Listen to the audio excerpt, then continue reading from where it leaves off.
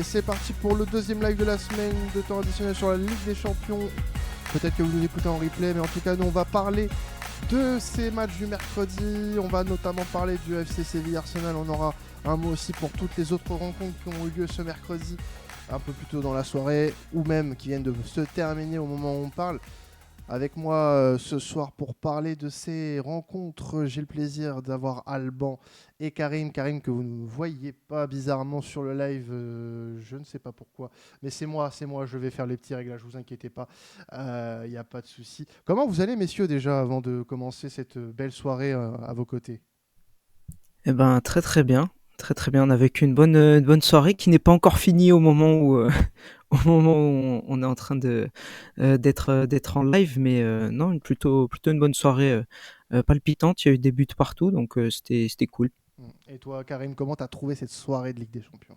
Alors moi, franchement, soirée plutôt intéressante avec petit événement, la fin de série de l'Union Berlin qui fait 1-1 au Napoli. Pas très simple, mais c'est plutôt pas mal. Ouais, C'est plutôt pas mal de voir enfin un un point peu. pris. Enfin un point pris. Après une série de 12 matchs, enfin de 12 défaites pour l'Union Berlin. On aura l'occasion d'en parler un petit peu en fin de live de l'Union Berlin et de ce résultat à Naples. On va commencer les gars avec ce match du FC Séville face à Arsenal, enfin de Arsenal Séville. Bon, j'ai un peu mal préparé mon visuel, c'est pas grave, hein, c'est les débuts, hein, j'ai fait un peu ça à la va-vite les gars. Mais ça reste propre, hein. Je pense que vous avez beaucoup aimé hier ce visuel. On va essayer de l'apporter un petit peu assez régulièrement sur nos émissions, que ce soit en podcast ou en live, pour vous proposer voilà, quelque chose de différent, une expérience différente, disons. Donc Arsenal-Séville, un match qui n'a pas été hyper palpitant, on va pas se mentir. Mais une victoire d'Arsenal qui va faire du bien aux Gunners, cette Ligue des Champions qui pour le moment enfin, cette victoire en Ligue des Champions qui permet à Arsenal d'entrevoir peut-être un huitième de finale tant attendu, hein, pour le club londonien. On est sur une première place pour le moment pour Arsenal avec 4 points d'avance sur son adversaire du soir. Enfin, non, pas 4 points sur son adversaire du soir, 7 sur son adversaire du soir Séville qui est dernier du groupe et 4 sur le PSV et Lens, dont on évoquera la confrontation après ce match entre Arsenal et Séville. À chaud, les gars, la première réaction que vous avez sur cette rencontre, Alban, toi qui as eu le son coupé sur ce match-là, et heureusement, parce que sinon, tu aurais peut-être été un petit peu abruti par les commentaires de nos amis de Beansport. Mais qu'est-ce que tu ressors en premier lieu de ce match-là entre Arsenal et Séville? Que ça a été plutôt à sens unique, hein. Dès la première mi-temps, on a vu que ça attaquait, et puis même sur la plus grande partie, la plus grosse globalité de la rencontre, c'était un attaque défense, ou plutôt une pression exercée beaucoup plus de manière importante par une équipe qui a largement pris son ascendant face à l'autre. Les Gunners ont bien entamé la partie. Les Sévillans sont à mon goût trompés de sport ce soir. Ils étaient un petit peu plus dans le catch ou dans le MMA, je sais pas. Un sport de Je laisse combat. libre. Ouais, voilà. Vous prenez le sport de combat que vous voulez, mais je pense que ouais, ils sont un petit peu trompés de combat. Je trouve ça dommage parce que le plan de jeu était clair et établi, hein. C'était principalement basé sur la défense, réduire les espaces au maximum. Ils l'avaient plutôt bien fait en plus, même s'ils étaient très agressifs parfois à la limite du raisonnable. Ils ont plutôt bien tenu jusqu'à une super ouverture de Jorginho pour l'ouverture du score. Donc non, franchement, c'était pas le plus grand match, je pense, de la soirée, mais c'était quand même positif et agréable à voir parce qu'Arsenal a vraiment mis des ingrédients dignes d'une soirée de Champions League. Moi, je vais vous le dire, hein, on l'a choisi cette rencontre parce que c'était la plus grosse affiche de ce mercredi soir. Alors sur la troisième et quatrième journée, ce qui est dommage, c'est qu'il n'y avait pas énormément de grosses affiches, donc il n'y avait pas forcément l'embarras du choix.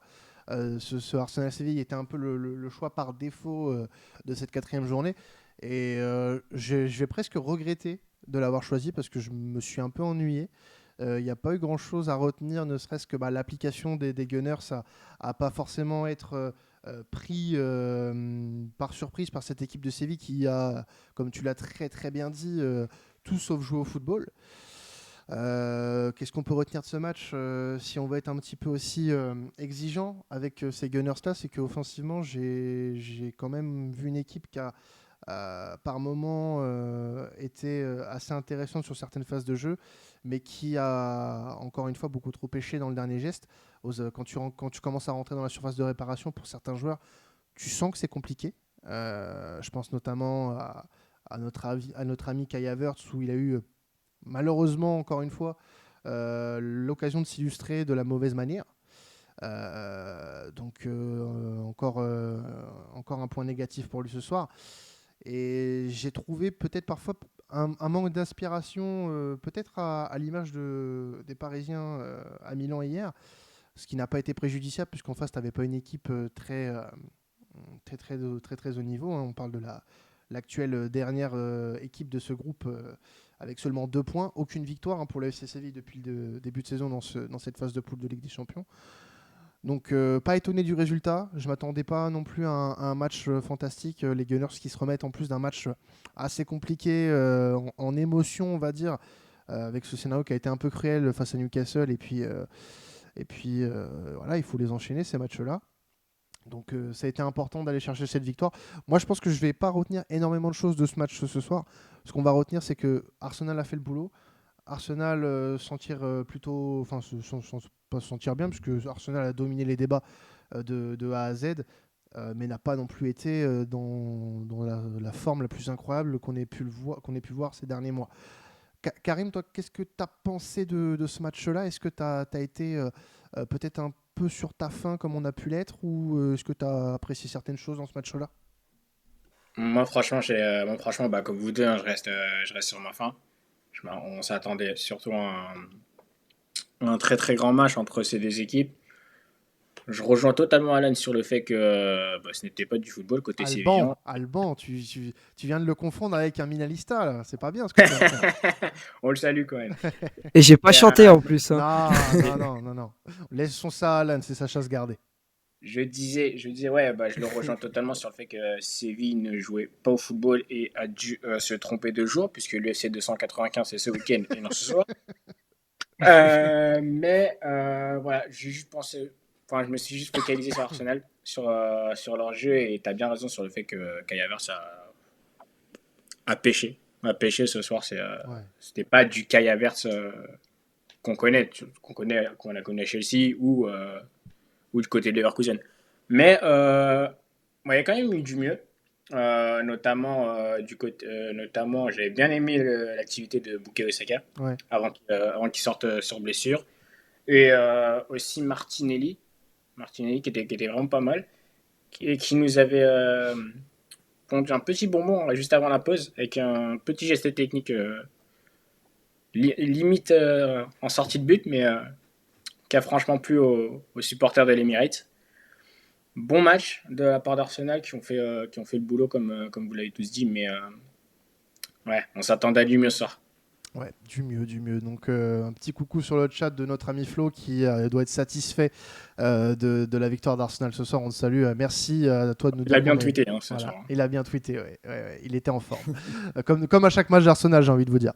Ouais, et puis merci Pale Jeff, je sais pas comment ça se prononce ton nom, excuse-moi, qui nous remercie pour nos analyses pertinentes et qui nous écoute chaque semaine. C'est un plaisir aussi d'avoir ces retours-là. Merci à toi. Et puis on espère que ça te plaît, hein, ces émissions qu'on propose de plus en plus. Alors, pour revenir au débat et puis pour revenir un petit peu sur le match, si on peut sortir des individualités, peut-être commencer par Bukayo Saka, les gars.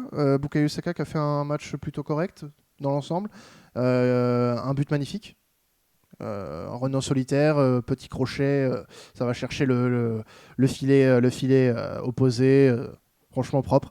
Et je pense que c'est l'un des seuls offensifs sur lequel j'ai rien à dire, de négatif ce soir. Il a fait son job, il est malheureusement sorti sur blessure. On espère que ça va pas être trop grave. Il a déjà eu un pépin physique il y a un peu plus d'un mois face à Lens dans cette même Ligue des Champions. Et on a vu que sans Saka, Arsenal avait un petit peu de mal malgré tout. Est-ce qu'on peut potentiellement, Alban, redouter quelque chose Enfin, si c'est important, quelque chose de préjudiciable là pour les Gunners. On l'a vu le mois dernier, c'était compliqué sans lui. Bah ouais, puis surtout, le match du soir est la parfaite illustration de ce que peut apporter j'ai envie de dire, ce gamin, même si ça fait depuis un bon moment qu'on le connaît et qu'il est dans le circuit, j'ai envie de dire. Mais évidemment que c'est préjudiciable parce que tu as souligné un point important qui est parfois ce manque peut-être du tueur, du véritable attaquant dans le dernier geste pour la finition. Et c'est vraiment, tu sens que c'est que sur ce point-là où il y avait un manque ce soir, parce que autant Saka et même je mettrais Martinelli aussi, franchement, t'es latéral droit ou gauche de Séville ce soir, tu vis un cauchemar sur la longueur du match pendant que les deux étaient présents sur la pelouse. Ils apportent vraiment une variété dans leur provocation, une variété dans leur jeu. Je trouve qu'ils sont assez intelligents à bien combiner, à varier ce qu'ils peuvent proposer à cette équipe. Le seul regret que moi, par contre, je porterais pour toujours revenir sur l'aspect du match de ce soir, c'est que c'était peut-être un peu trop stéréotypé, c'est-à-dire qu'on allait chercher un peu trop souvent et qu'on attendait que l'étincelle vienne d'eux. Et ça, effectivement, si un des deux venait à être absent pour une petite période, déjà qu'il y a Gabriel Jesus qui était manquant aussi ce soir, ça peut devenir problématique au fur et à mesure du temps, surtout si tu te retrouves dans comment dire, dans la physionomie un petit peu d'Arsenal où tu te dois d'avoir un petit peu le ballon et où tu vas jouer sensiblement face à des équipes comme tu as joué ce soir qui sont bloc bas, qui sont agressifs, ceux qui te laissent pas énormément d'espace. Et c'est vrai qu'avoir des joueurs comme ça qui provoquent, qui sont capables d'éliminer sur du 1 contre 1, voire parfois sur du 1 contre 2 et te créer véritablement des occasions, c'est sûr que ça peut être préjudiciable. Après, on souhaite bien évidemment pour Flo et pour les Gunners que ce soit rien de grave, mais c'est à surveiller, ouais. Non, mais c'est vrai qu'on est un peu exigeant parce qu'on sait de quoi elle est capable, cette équipe. C'est vrai que le match de ce soir n'était pas forcément hyper simple. Tu as fait référence à une équipe qui était très bien resserrée derrière et qui n'avait pas énormément d'arguments offensifs. On l'a vu sur la fin de match où Séville a l'occasion peut-être de revenir. C'est d'une faiblesse, on aura l'occasion d'en parler un petit peu après, mais il faut quand même souligner, et Flo en parle dans le chat, c'est vrai que les performances individuelles de William Saliba et de Declan Rice sont à noter. Vraiment un très très gros match du défenseur français et de l'international anglais au milieu de terrain. C'est sur ça qu'Arsenal doit s'appuyer, surtout ce soir, c'est la performance de ces joueurs défensifs, notamment en parlant de Declan Rice et de William Saliba, qu'on fait un gros boulot, et Jorginho aussi, tout à fait Flo, qui a plutôt bien géré son milieu de terrain avec Declan. Ça fait du bien en fait de savoir que quand t'es pas forcément en veine offensivement, quand même, tu peux quand même compter sur tes joueurs un peu plus bas pour te dire, bah, même si derrière, c'est pas que ce soit bon ou pas, bah, tu as des mecs qui vont assurer en fait. Tu as des mecs qui vont assurer, et William Saliba a rempli ce job. Il a eu 2-3 interventions très très costauds sur l'attaque sévillane. Ça a été remarqué. Et Declan Rice qui a géré le tempo comme il sait le faire, et qui est vraiment l'une des pièces maîtresses d'Arsenal cette saison, et qui est l'un des, pour moi en tout cas, meilleurs joueurs sur la première partie de saison d'Arsenal, du moins sur le premier tiers. On peut être que satisfait de voir des prestations comme celle-ci pour Rice et pour Saliba. Maintenant, c'est vrai que l'opposition en face n'était pas non plus des plus brillantes, des plus remarquées. C'est pas un FC Séville très Unai Emery, voilà, il n'y avait pas grand-chose ce soir du côté sévillan.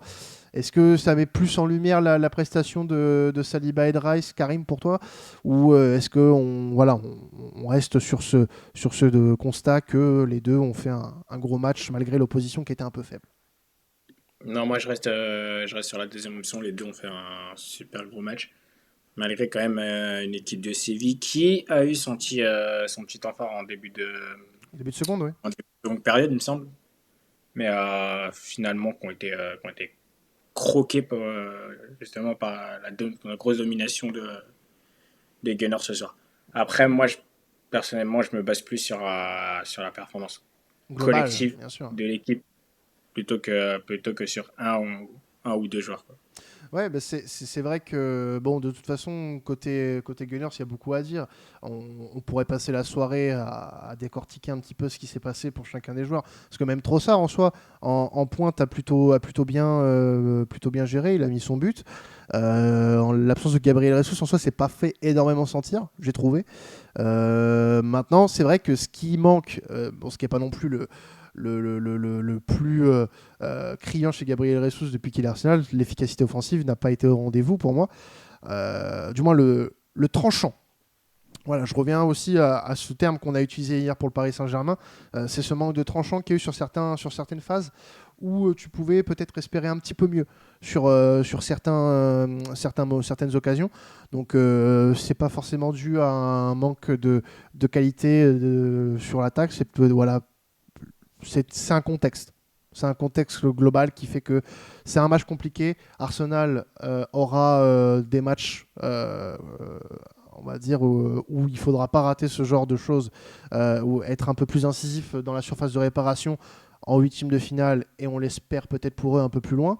Là, c'est un match de poule. On va dire les répercussions ne sont pas énormes, puisque l'important dans un match de poule, c'est de gagner et de grappiller des points avant la dernière journée. Là, Arsenal le fait très bien. Arsenal est leader du groupe, a une petite avance sur les poursuivants. Ça peut être important. Ça peut être important puisque tu dépends pas des autres, tu dépends que de toi. Tu dépends que de toi. Arsenal, c'est bien retourné en fait après sa défaite face à Lens et je crois, normalement reçoit Lens prochaine Non, journée. c'est le PSV Eindhoven. Reçoit le PSV PSV Eindhoven. Eindhoven. Donc le PSV qui, bon, lui vient de gagner du côté d'Eindhoven face à Lens. On va en parler un petit peu après. Mais en tout cas, l'opération du soir dans le groupe, elle est pour Arsenal. Très clairement. Ouais, totalement.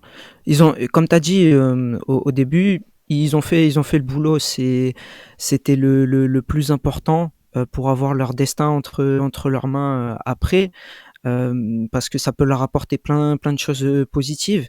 Ce soir, on voit que Arteta il peut se permettre de faire sortir des cadres avant la fin du match pour les faire souffler ou pour leur éviter une blessure. Bon, il a pas eu de chance parce que il sort Martinelli, alors que s'il avait sorti Saka, bah, finalement les deux auraient peut-être été à 100% ou prêts à jouer pour le week-end qui arrive. Mais non, c'était important. C'est des matchs qui parfois, bah ouais, il y a des défauts qu'on peut pointer du doigt, mais qui sont toujours importants de gagner parce que bah c'est très cliché, mais là ce soir avec les 3 points qui étaient donc les plus importants, ils maintiennent leur première place et ils savent que derrière ils vont jouer contre donc les deux poursuivants qui sont les plus proches. Avec une seule victoire, ça suffira pour valider justement cette qualification en huitième. Et ils auront toujours leur destin entre leurs mains pour assurer la première place et s'adjuger un tirage possiblement plus favorable lorsqu'on finit premier. Ouais. Est-ce qu'il y a vraiment des tirages favorables quand tu joues en huitième de LDC? Logiquement oui, mais après ça dépend de s'il y a si tu tombes sur les fameux groupes de la mort ou si tu tombes sur une équipe Eh oui. qui elle par contre choke et ne fait pas des prestations comme enfin des prestations sérieuses sur tous les matchs et se retrouve coiffé au poteau à finir second alors que on pouvait promettre des premières places à certaines équipes. Donc non, il faut le faire sur la logique, mais ça garantit rien derrière, effectivement. On- Parlons un peu de Séville, malgré tout. Séville c'est à l'image du début de saison, quoi. C'est pauvre. C'est pauvre.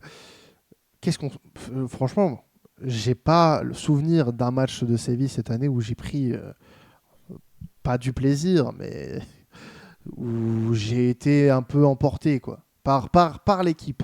Pas forcément dans le match, mais par l'équipe. C'est c'est mou, il n'y a pas de place au football, c'est d'une tristesse sans nom. C'est d'une tristesse sans nom. Et tu as des joueurs dans cette équipe, tu te demandes en fait, qu'est-ce qui s'est passé? Qu'est-ce qui s'est passé depuis plusieurs mois pour en arriver à un niveau pareil? Moi, je suis abasourdi en fait de voir cette équipe avec un niveau aussi léthargique. Et je pense que le mot est faible pour le coup. Parce que cette équipe est 15e de Liga au moment où on se parle, dernier de son groupe en Ligue des Champions. Tu as encore une chance peut-être de te qualifier, mais tu vas à Bollaert la semaine après la trêve. Lens va avoir son public pour on va presque dire jouer sa qualif. Donc ça va être intense comme il n'y a pas. Et franchement, Séville, je leur prédis pas un bel avenir cette saison. On se répète encore, ça fait 1 an et demi dans cette émission où chaque semaine on parle du FC Séville. Alors oui, il y a eu cette Europa League de gagner l'année dernière, c'est fantastique. C'est fantastique le parcours qu'ils ont en Europa League malgré la saison catastrophique qu'ils ont en Liga, où ils réussissent malgré tout à faire une deuxième partie de saison convenable et finir, je crois, dans le top 10, si je dis pas de bêtises. Mais il n'y a pas de continuité. Il n'y a pas de continuité. C'est une catastrophe sans nom. Tu vires Mandilibar au bout de 1 mois et demi, 2 mois de compétition, alors qu'il gagne l'Europa League 4 mois avant. Moi, je suis désolé. Ça ne peut rien comprendre, en fait. Et le match de ce soir, face à Arsenal, c'est symptomatique de ce qui se passe depuis le début de saison.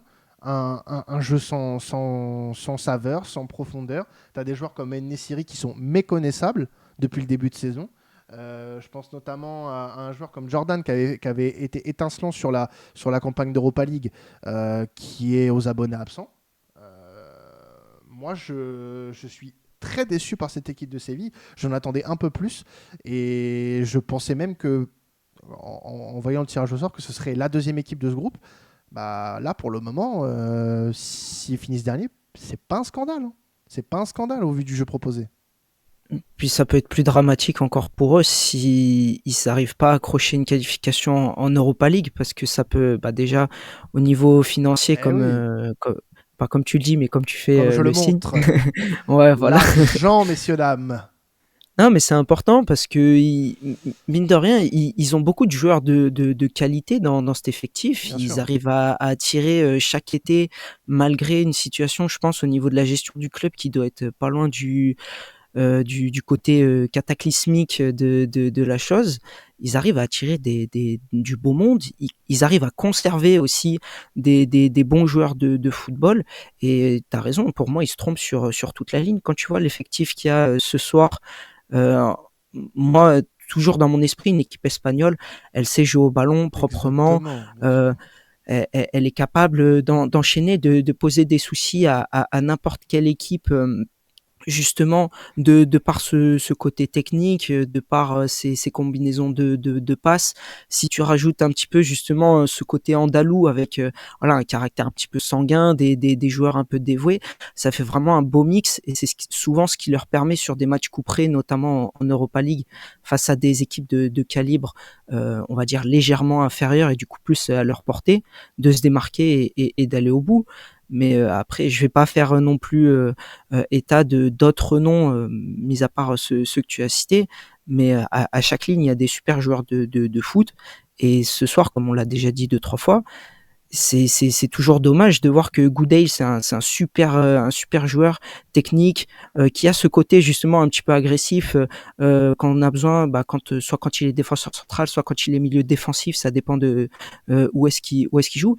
Mais ce soir, il sait pas le côté technique de Goodale, je l'ai pas vu. Bon, après, peut-être que Cédric Doumbé va me dire qu'il a une bonne technique sur 2-3 tacles ou autre. Sur les takedowns, les prises au sol, ouais, peut-être. Ouais, voilà, sur ça. Mais c'est tellement dommage. Moi, c'est un joueur que j'apprécie énormément. Et et ça me fait chier de voir qu'il est réduit un petit peu à ça. Et c'est pas, comme tu le dis, que sur le match de ce soir. Donc enfin, Ouais, c'est mais problématique. malheureusement, quand le football n'est pas là et que la technique n'est pas là, on ne retient que les traits négatifs.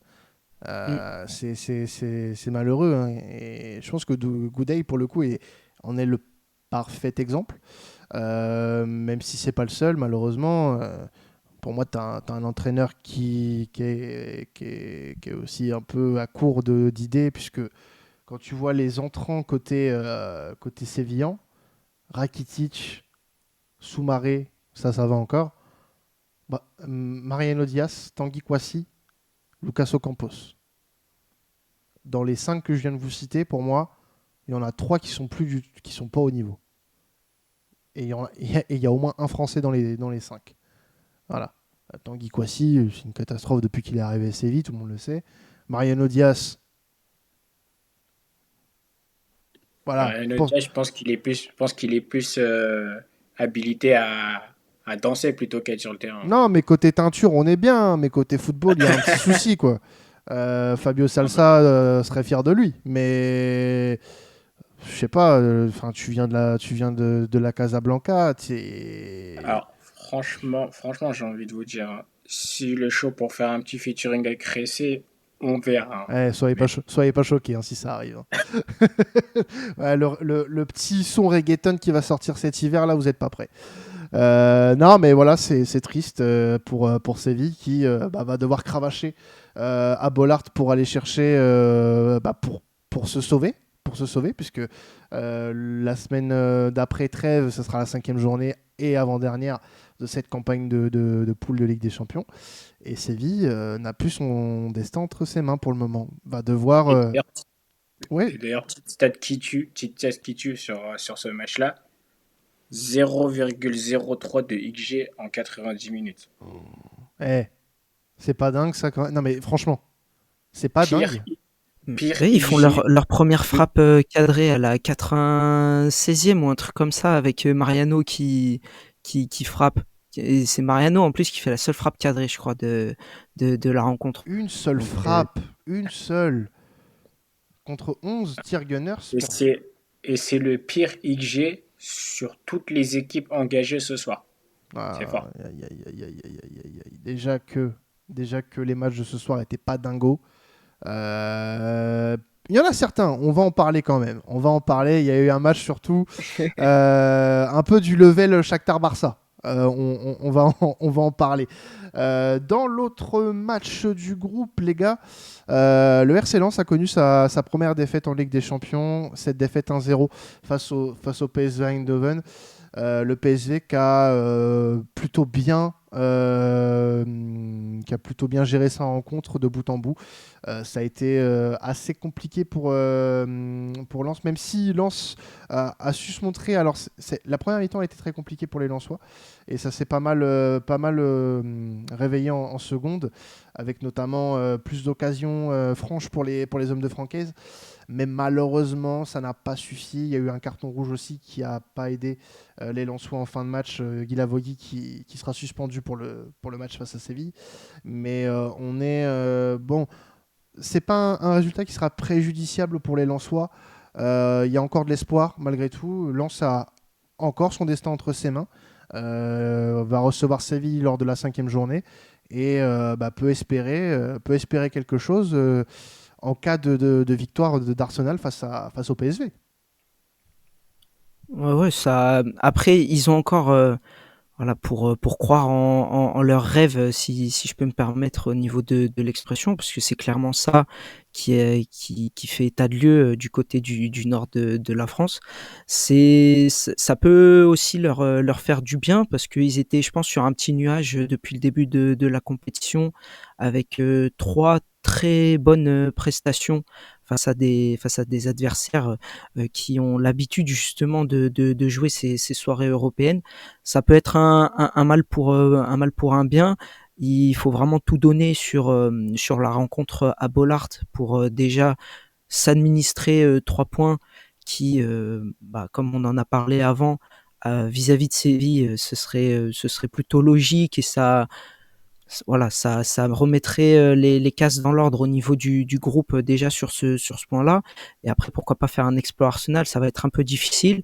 Mais il faut déjà pour poursuivre d'un point de vue européen, parce que je pense que même sur de l'Europa League, il serait pas non plus contre. Hein. Il profiterait quand même de soirées européennes, de jouer face à des équipes du gros calibre européen. Donc il n'y a pas tout qui est acheté. C'est dommage pour la prestation de ce soir. Je te mens pas que j'ai pas vu du coup la rencontre. Mais voilà, de ce qui en ressort, ça n'a pas été un match facile, même plus ils sont fait plutôt malmenés. Ça arrive, mais ils savent du coup ce qu'il leur reste à faire. Ils savent qu'ils en sont capables, contrairement à d'autres équipes, puisqu'ils l'ont déjà prouvé sur les 3 premiers matchs. Donc il faut y croire, ouais, pour continuer à justement espérer d'avoir des soirées européennes à Bollard. Petite précision qui nous a apportée par Gauthier dans le live qu'on salue. Hein. Merci à toi d'être fidèle au live de Théa. Lens qui va finalement en fait d'abord à l'Emirates pour la 5e journée et recevra Séville en J6 à Bollard. Pour moi, ça ne change pas grand-chose. Je ne vais pas vous mentir. Peut-être même que en cas de mauvais résultats du côté de l'Emirates, ça te met le couteau entre les dents un peu plus, de manière un peu plus significative pour le match face à Séville. Donc moi, je ne vois pas ça non plus d'un mauvais œil. L'ordre des 2 derniers matchs. Karim, est-ce que pour toi, il y a quelque chose qui peut pencher en faveur des Lensois ou là, la défaite face au PSV rend la chose un peu plus compliquée pour Lens? Bah, moi, franchement, je rejoins Alban sur le fait que déjà, je n'ai pas pu suivre le match, étant donné que j'étais focus sur Arsenal-Séville. Mais en regardant les stats, on voit que certes, c'est une défaite, avec quand même beaucoup d'indiscipline, parce qu'il y a quand même eu beaucoup de cartons jaunes de leur part. Mais voilà, tout n'est vraiment pas acheté. Tout n'est vraiment pas acheté. Et comme on l'a vu sur les 3 premiers matchs, on peut quand même espérer quelque chose de leur part. Alors là, pour le moment, ils sont quand même en lutte pour la seconde place avec le PSV Eindhoven. Mais voilà, il suffit que le PSV Eindhoven perde contre Arsenal sur la J6 ou Séville ou face à une contre-performance face à Séville en J5, c'est ça ou, Pour Lens, C'est pour Séville le en PSV Eindhoven. J6. Séville en J6 Ok, et ouais. Arsenal en J5. Ouais. Ok, ouais. Donc suffit que le PSV fasse une contre-performance sur les 2 dernières journées pour, euh, pour, relancer, euh, pour relancer la chose. Mais franchement, ouais, je rejoins Alban aussi sur le fait que voilà, je ne verrais pas d'un mauvais œil une qualification en Ligue Europa. Compétition qui est chère au FC Séville, ça faut le noter. Eh ben, on surveillera les performances du RC Lens sur les 2 dernières journées. Récapitulatif quand même du classement rapidement. Arsenal premier du groupe avec 9 points. Le PSV deuxième avec 5 points, une différence de but de -3, mais du coup, une différence de but favorable sur les 2 rencontres, puisque le match nul 1-1 à Bollard ne favorise pas les Lensois, qui sont derrière avec le même nombre de points, avec une différence de but de 0. Et derrière, en bon dernier, nous avons le FC Séville avec 2 points seulement et une différence de -3. Ce groupe qui est encore très ouvert, notamment pour la qualification, enfin de moins pour la 2e place. On va passer aux résultats un petit peu surprenants, ou pas d'ailleurs, de cette 4e journée. C'est la défaite de Manchester United à Copenhague, 4-3. Alors franchement, C'est pas une petite défaite. Hein. c'est pas une petite défaite. C'est pas une petite défaite. Alors pour minimiser la chose, il y a eu un carton rouge pour United, mais ça commence à faire beaucoup. Ça commence à faire beaucoup. Il y a eu un sursaut d'orgueil face à Fulham en Première Ligue le week-end dernier, mais quand même, là, les prestations de piètre qualité s'enchaînent. Et là, tu vas perdre à Copenhague. après avoir gagné en plus timidement à Old Trafford lors de la 3e journée contre cette même équipe. Moi, personnellement, je suis Eric Ten Hag. La trêve de novembre, je vais pas me sentir très bien. Je vais pas me sentir très bien. Franchement, je j'ai pas vu le match, hein. Il y a eu c'était la fenêtre de multiplex qui m'a aidé à le suivre. Mais quand tu vois les alertes et que tu vois que Copenhague gagne, bon, United revient, fait le plus dur en plus, hein. Revient alors que tu as un carton rouge, que tu es réduit à 10 dans des matchs qui sont pas forcément très simples. Et bah tu craques. Tu craques au dernier moment et tu te prends ce 4e but. C'est même pas que tu perds contre Copenhague en fait. T'en prends 4. T'en prends 4 par Copenhague, qui est censé être à 10 étages en dessous de toi. C'est dingue. Après, Copenhague, ça joue pas trop mal quand même. J'ai vu des bonnes choses, moi notamment contre le Bayern à domicile où ils les Oui. avaient mis en difficulté. C'est pas non plus, c'est pas non plus une mauvaise équipe. Par contre, c'est vrai que le problème, il se pose que c'est quand t'es Manchester United en fait. Mm. Ça peut arriver. Pourquoi pas à Galatasaray, l'autre équipe du groupe, parce que ça peut être un peu sur le même piédestal, sur le même niveau. Mais là, c'est vrai qu'il y a rien qui va dans le sens de United, et c'est eux qui malheureusement le provoquent. C'est ça le problème. Tu prends un rouge. Alors le rouge, pour avoir vu l'action, il est logique, mais Rashford c'est absolument pas son intention de blesser, enfin de mettre en danger la situation physique, l'intégrité physique, pardon, du joueur danois. Mais derrière, tu te retrouves un peu dos au mur, tu te manges 13 minutes de temps additionnel rien que pour la première mi-temps. Tu craques, tu te fais remonter à 2-2 alors que tu menais 2-0 parce que t'as un Højlund devant qui vraiment en Ligue des Champions, j'ai presque envie de dire 5 buts, je crois, déjà, depuis le début de la campagne. Ouais.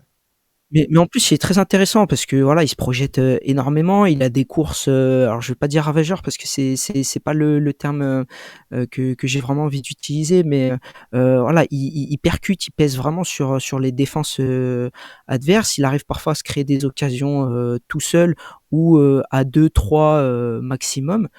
Donc ils ont fait le plus dur en obtenant un penalty généreux pour passer devant à 3-2. Derrière, moi je pensais que ça allait tenir et que ça allait être un peu à l'image du match aller, à savoir ouais ok ça va être tendu, Onana qui arrête un penalty dans les dernières secondes, ça aurait pu être un déclencheur. Au final non, il craque, il craque à la fin et c'est vraiment terrible. Il y a rien qui va dans leur sens et c'est pour ça que je te rejoins pour Eric Ten Hag. Ça commence à être vraiment compliqué parce que tous les scénarios possibles, ils vont pas dans son sens. Donc la logique voudrait que Et le pire, en fait, dans cette histoire, c'est que cette défaite à Copenhague, c'est une catastrophe, déjà, de par le match. Perdre contre Copenhague, même si tu l'as dit, hein, c'est une équipe qui joue au football. C'est pas le problème. United doit gagner. Historiquement, c'est une équipe qui doit gagner contre Copenhague sans problème. Mais elle a un double mauvais sens, en fait, cette défaite. Tu perds, t'es dernier du groupe. Ton prochain match, c'est un déplacement à Galatasaray. Tu as perdu à domicile contre Galatasaray. Tu perds contre Galatasaray. Le Bayern gagne contre Copenhague. T'es foutu. Donc, tu Ah, perds à Copenhague avant d'aller à Galatasaray. Et tu vois qu'entre le Parken et la Turk Telecom Arena, je crois que c'est ça, mm. c'est quand même un autre délire niveau ambiance. Non, non, mais ouais, mais même sans ça, tu vas. Franchement, là, tu te mets dans des dispositions inconcevables en fait, avant d'aller jouer Galatasaray. Et tu te dis, bah, quand tu as le tirage au sort, ouais, bah, la finale du groupe, ça sera Bayern-Manchester United, même si le Bayern part largement favori, mais tu te dis pas que cette équipe-là va galérer contre Copenhague et Galatasaray. Je suis désolé, avec le niveau que tu as dans cette équipe, c'est une faute professionnelle. C'est une faute professionnelle à ce niveau-là.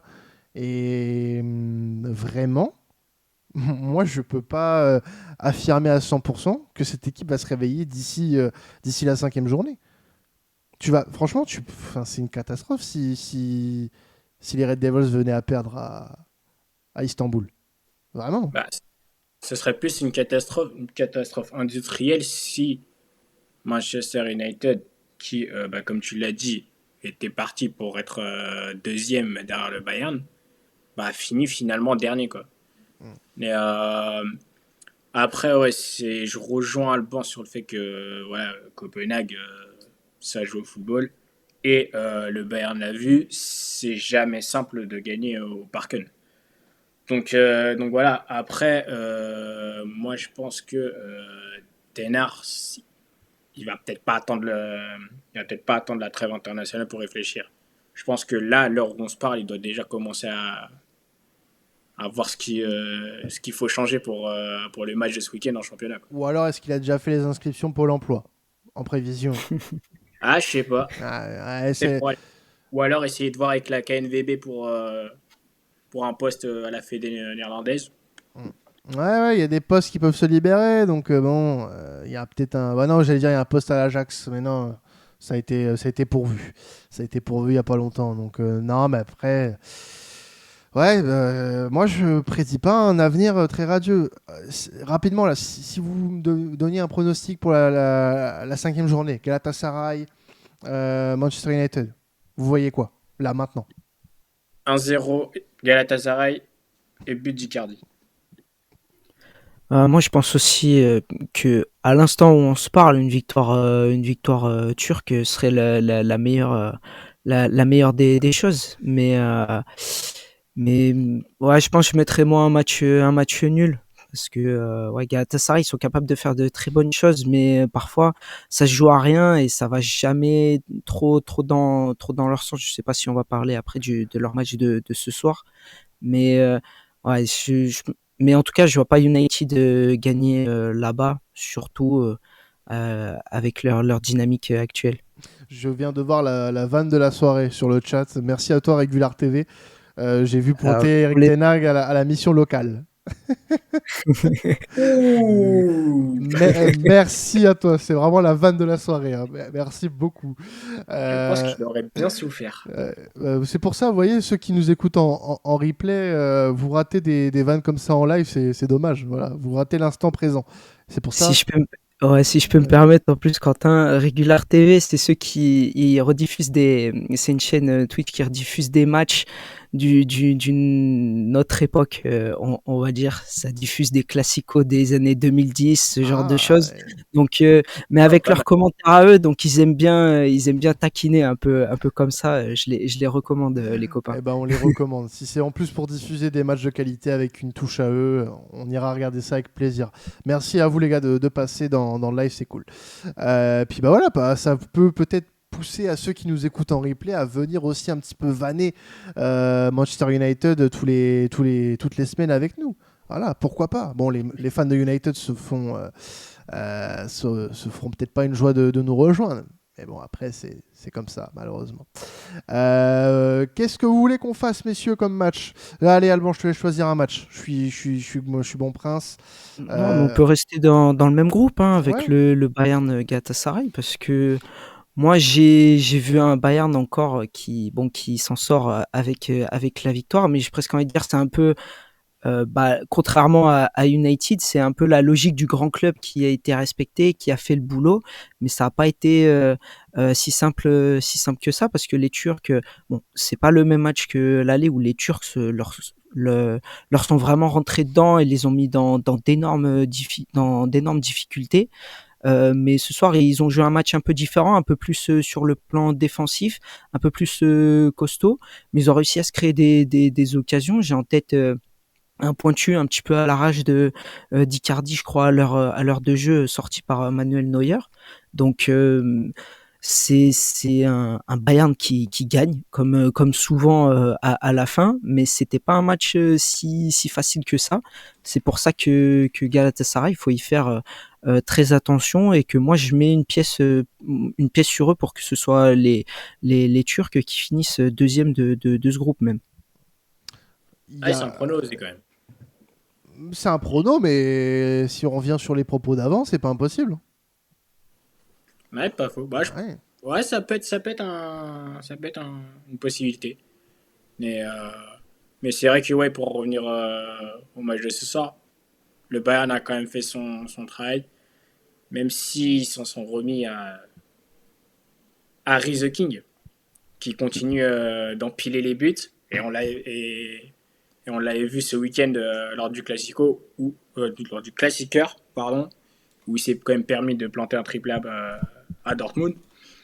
Donc, donc on va dire que le board du Bayern a quand même réussi à faire ce qu'ils étaient censés faire depuis un petit moment, à savoir trouver leur remplaçant à Robert Lewandowski. Ouais, moi je trouve que de toute façon, il est assez incontestable depuis le début de saison. C'est l'un des joueurs à qui on peut moins reprocher de choses sur les contre-performances bavaroises. Le classiqueur, il a été plutôt bon. Honnêtement, j'ai bien aimé son match ce week-end face à Dortmund. Et il se montre en Ligue des Champions. Il est assez décisif.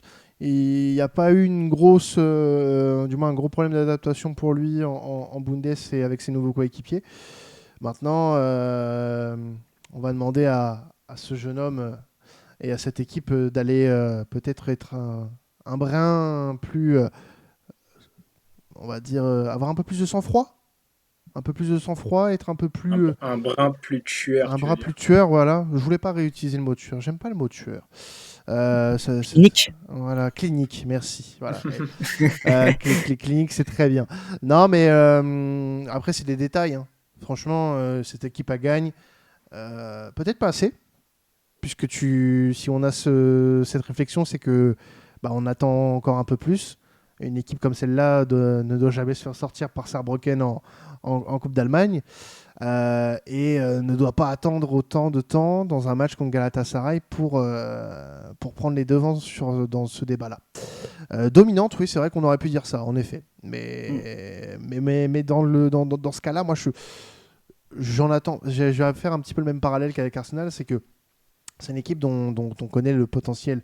En plus, le Bayern, vraiment, quand tu connais le potentiel offensif de cette équipe, c'est indécent. Donc, moi, me dire que cette équipe-là, elle est attendue aussi longtemps avant de décanter une rencontre face à Galatasaray, ça me dérange un peu. Ça me dérange un peu. Même si on connaît la qualité de Galatasaray cette saison, qui est une équipe qui n'est pas du tout à prendre à la légère et qui a ses chances quand même de pouvoir se qualifier en huitième avec la composition du groupe actuellement. Faut pas les mettre de côté. Mais malgré tout, va falloir passer un petit peu la seconde côté bavarois pour être dans un plan de marche niveau Ligue des Champions. Parce que on le sait, même si tu finis premier de ton groupe, un huitième de finale de Ligue des Champions, c'est jamais simple à négocier. Il va falloir se mettre en niveau C1 très rapidement pour aborder les grandes échéances avec un peu plus de sérénité. Voilà. La rigueur allemande, c'est ce qu'on attend chez ces hommes-là. Quand même, merde. Karim, vas-y, choisis un petit résultat. Après, j'en prends un. Bah, moi, je partirais bien sur. Et on va penser à un certain chroniqueur Real Madrid-Braga. Ah là là, je sais de qui tu veux parler. Je sais de qui tu veux parler. Il était là hier soir, monsieur tête à l'envers, c'est ça? Ouais. Ouais. Le joueur du siècle, du millénaire. Il n'était pas là ce soir, Il n'était pas là ce soir, ouais, voilà. le crack générationnel. Non, il n'était pas là, mais ça n'a pas empêché le Real de s'imposer face à Braga, de disposer du club portugais, on va dire, assez facilement. Pas grand-chose à dire. Le Real fait son taf et jouera, on va dire, une finale de groupe avec le Napoli, enfin encore une finale, jouera sa première place face au Napoli lors de la prochaine journée.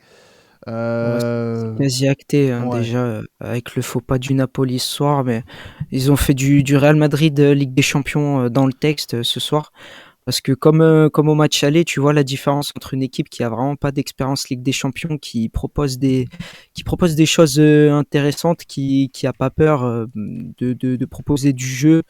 Je parle là de Braga, hein, évidemment, mais en face de toi, bah tu fais une erreur, but, deuxième erreur, but, et c'est là où tu vois vraiment la différence, sachant que Voilà, le Real avait pas tous ces cadres présents ce soir, mais ils ont fait le boulot, ils ont bien géré, ils se mettent bien pour vraiment la première place parce que ouais, le Napoli a bien choke par contre à domicile contre l'Union. Donc ils se mettent vraiment sur de bons rails. La voie est royale. C'est quand même. Même si, Ouais, vas-y, quand même. ils ont failli, même si le Real Madrid a failli encaisser un but Ouais, le penalty, ouais. Ouais, mais arrête Lounine. Hein. Mm. Arrête Lounine qui, d'ailleurs, j'ai été étonné de le voir. Il y avait un problème avec Kepa. J'ai pas eu j'ai pas vu de trucs particuliers Ouais. concernant Kepa.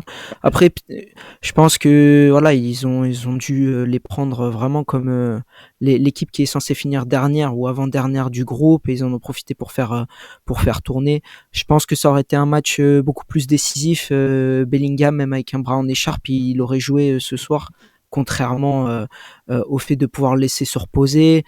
On a vu qu'il a laissé faire Mendy, enfin voilà, c'était plutôt pour faire tourner, mais ça s'est plutôt bien déroulé, donc il y a pas eu de soucis. Mais voilà, ça rejoint un peu ce que je disais sur voilà, un penalty, tu le rates. Derrière le Real, il leur faut pas 36 occasions pour marquer un but et tu peux passer de la surprise à te retrouver à prendre une pseudo correction ce soir, ce qui est pas spécialement mérité au vu de la prestation des Portugais, surtout en première mi-temps en plus. Kepa, on nous dit blessé à l'échauffement apparemment. D'accord, ok. Donc, ça serait un choix de dernière minute pour Lounine qui s'est bien illustré du coup, donc bravo à lui. Le Napoli, ouais, dans le groupe qui a choke hein, contre l'Union Berlin. Complet hein, vraiment, et qui a permis à l'Union Berlin de prendre son premier point européen, enfin son premier point en Ligue des Champions, et permettre à l'Union Berlin d'endiguer cette streak infernale de 12 défaites d'affilée. On voit le soulagement peut-être sur le visage de Karim. Ouais, évidemment. Je ne le cache pas. Je ne le cache pas. Ouais, non, mais c'est peut-être un début de justement de soulagement pour les Berliners. Ben, ce sera confirmé, parce que comme je l'avais expliqué lors du dernier podcast que j'avais fait, on va être quand même sur un calendrier assez chargé pour l'Union. Donc à voir, mais Urs Fischer peut quand même souffler, parce que depuis, depuis sa défaite lors de la dernière journée de Bundesliga, il était un peu sur une pente ascendante, presque sur un licenciement. Mais voilà, on va dire que ce match nul sonne quand même comme une petite bouffée d'air frais avant la reprise des problèmes quoi, en Bundesliga. Bah, ils l'ont bien fêté à la fin en plus. Hein. On sentait vraiment le soulagement. Ils s'accrochaient au match nul et ils ont même failli faire un vrai hold-up hein, sur la fin. Les Napolitains qui ont vraiment déjoué sur les dernières minutes du match. J'ai personnellement pété un plomb parce que t'avais la défense de l'Union qui était regroupée dans l'axe et tous les joueurs napolitains ils venaient s'encastrer dans l'axe, mais tous il y en avait pas un pour s'écarter, essayer d'étirer le bloc, etc. Et ça a été ça pendant 5, 10, 15 minutes et franchement ça a été presque une caricature. Ça m'a un peu énervé. Par contre ça a le mérite de redonner une petite bouffée d'air frais à l'Union et ils vont en avoir besoin parce que je crois que ce week-end ils ont un gros match à négocier en championnat. À Leverkusen, exactement. Dont on parlera dans le podcast ce vendredi avec notre ami Karim. Voilà, dès vendredi matin, vous pourrez entendre Karim nous parler de l'Union Berlin face à Leverkusen. On peut parler rapidement des deux autres résultats qu'on n'a pas évoqués. On va commencer avec l'Inter quand même. L'Inter qui s'est imposé 1-0 face à Salzbourg. La première chose dont m'a parlé Alban en arrivant, c'est pas Arsenal-Séville. Non, c'est la victoire 1-0 de l'Inter sur Salzbourg. Et qui a dû pousser un ouf de soulagement en voyant le verdict pour Benjamin Pavard. Donc, Oh, ouais, aussi, mais après, là, vraiment, sur l'instant T de soir, je te mens pas que C'est le je fais penalty de pas. Lautaro. Ouais, je vais pas utiliser d'expressions trop vulgaires ou grossières, mais franchement, quand je vois enfin, quand je me rends compte que Akkad, le tireur désigné pour le penalty, est dehors et que je vois que c'est Lautaro Martinez qui prend le ballon pour le péno, pour la qualif, j'ai dit, oh là là là là. Je le sentais pas trop, mais ça va. Bon, il a marqué. C'était un match un peu triste, hein, un peu terne de ce que j'ai pu entrevoir et de ce que j'ai vu au travers des retours de mes amis interistes, dont notamment Gauthier qui est toujours là dans le chat. Mais ouais, c'était le plus important. Après, sur un penalty qu'on va chercher, mais il a fallu faire des changements et faire entrer, on va dire, un peu les hommes forts, quoi. Ça avait fait pas mal tourner au coup d'envoi. C'était un peu ma crainte justement qu'on choque par rapport à ça. Donc c'est pour ça que j'étais très soulagé de voir qu'on repartait avec les 3 points, un nouveau clean sheet pour Yann Sommer. Très bonne soirée puisque la qualification pour les huitièmes, alors première ou deuxième place, on ne sait pas encore, mais au moins c'est assuré, c'est le principal. Ouais, avec 7 points d'avance sur l'adversaire du soir et 10 sur le Benfica qui a toujours 0 points et qui a perdu Mm. face à la Real Sociedad, qui est une vraie surprise, la Real Sociedad, Ouais. dans ce groupe. Enfin, vraie surprise, non, parce qu'on connaît la qualité des Basques, mais les voir premiers du groupe à égalité avec l'Inter et qualifié pour les huitièmes de finale, d'ores et déjà. Après cette victoire 3-1 sur ses terres face à Benfica, c'est un réel, une réelle bouffée d'air frais de voir cette Mm. Sociedad qualifiée et qui jouera très probablement la première place avec l'Inter lors de la dernière journée. Match qui sera à Giuseppe Meazza, si ma mémoire est bonne, Ouais, c'est bien ça, ouais. après un match nul lors de la première journée. C'est ça, un Ouais. partout. Et l'Inter avait été énormément malmené face à cette équipe de la Sociedad. On avait égalisé dans les dernières minutes par l'intermédiaire de Lautaro Martinez. Donc, une très belle équipe à avoir joué. Mm. Ils ont mis 3-0 et encore ça, Benfica, c'était catastrophique sur la 3-1. première mi-temps. 3-1. Ouais, ouais, mais ce que je veux dire, c'est qu'il y avait 3-0 au bout de 30 Ah minutes oui, et oui. que ça aurait pu être catastrophique parce qu'ils mettent un penalty sur le poteau, 2 buts refusés pour hors-jeu. Vraiment, les Benfiquistes en première mi-temps, ils ont pas vu le jour. Et en deuxième mi-temps, j'ai presque envie de dire que c'est les supporters euh, de Benfica qui ont tué l'espoir pour leur propre équipe parce qu'ils étaient en train de bien revenir en deuxième mi-temps. Ils ont marqué très rapidement et il y a eu malheureusement des nouveaux incidents. C'est important de le signaler parce qu'ils avaient déjà eu des problèmes comme ça l'année dernière. Les supporters dans le parcage qui ont balancé des fumigènes sur les supporters locaux. Donc le match a été un petit peu arrêté, ça a été un petit peu brouillon. Et c'est dommage parce que c'était le moment où Benfica commençait du coup à pousser Revenir. pour marquer le deuxième. Et je pense ils ont coupé les jambes des leurs, donc c'est un peu dommage. Mais la Sociedad, ouais, juste pour finir rapidement dessus, je pense qu'elle peut, avec un tirage favorable, qu'elle finisse premier ou deuxième, avec un tirage favorable en huitième, je pense qu'elle peut être la pseudo-équipe un peu surprise ou l'équipe un peu coup de cœur de cette saison de Ligue des Champions, comme ça peut être avec l'Ajax, C'est etc. ce que j'allais évoquer avec ce groupe-là. Ce qui est particulier, c'est que si on reste sur la composition telle qu'elle est, avec la Sociedad leader du groupe et l'Inter deuxième, quoi qu'il arrive, l'équipe qui tirera la Sociedad et l'Inter va avoir un mal fou à se sortir de ce guépier-là. Parce que l'Inter, qui est pour moi l'équipe qui m'impressionne le plus en Serie A cette saison, notamment sur le premier tiers, et la Sociedad qui peut être un gros poil à gratter pour les grosses équipes. Oui, en effet, messieurs de Régular TV, c'est la petite équipe hipster, celle que notre ami Elliot aimerait par-dessus tout. Non, Elliot, il est plus Luton Town. Voilà, Elliot, il est plus Luton Town. Mais non, c'est vraiment ça sera vraiment intéressant de voir qui la Sociedad et l'Inter vont tomber en huitième. Parce que je pense que si tu restes dans cet ordre-là, pour moi, je me fais pas énormément de soucis pour ces équipes-là. Je sais que les huitièmes de finale sera relevé dans tous les cas, mais ça va être intéressant de les voir. Et franchement, je serais curieux de voir ce que la Sociedad va donner dans ces matchs coup près. En tout cas, voilà pour la soirée du mercredi. Rapidement, les gars, avant de se quitter, si vous aviez une image, voilà, un moment de cette soirée de mercredi que vous retenez en particulier, Alban, pour commencer.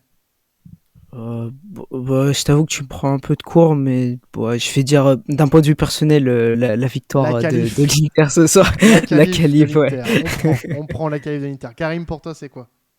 Moi, franchement, personnellement, je l'ai pas totalement suivi cette soirée-là, mais comme Alban, c'est un petit avis personnel, c'est je dirais la fin de l'enfer Le pour le début, gars. peut-être. Parce que bon, un match nul, c'est pas. Ouais, Non, ouais, mais c'est quand même une fin de cycle. une série un peu trop sombre, on va dire. Ouais, je vois ce que Même tu veux dire. voilà, face au Shabby Bowl, on peut s'attendre au pire Mm. pour eux.